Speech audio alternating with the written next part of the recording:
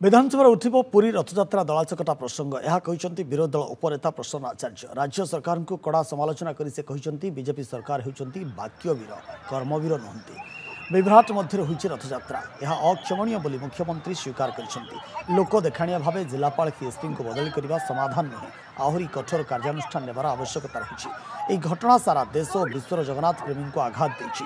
सरकार यह हल्का भाव में नियंतु नहीं। पुरी रे पानी टिकिए भी लोकों को पीवा को मिलला नहीं।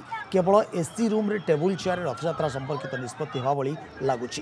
मंत्री कि सरकारी अधिकारी जी भी दायित्व रे थिले सेमानक उपरे एक्शन हेउ बोली कहिसंती प्रसन्न आचार्य।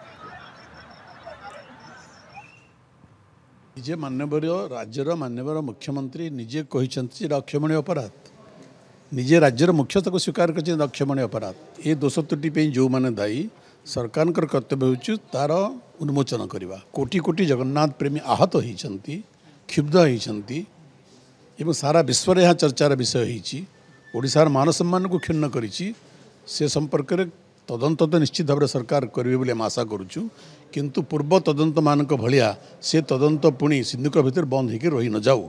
तो सरकार तो बहुत मीटिंग करते एकाधिक मीटिंग होता सेक्रेटेरिएट होता पुरी रे होता सब जगह होता मंत्री मान दायित्व दिया ऑफिसर मान दायित्व दिया कुआडे गले से दायित्ववान पुरुष मैंने यहीटा दायित्व निर्वाह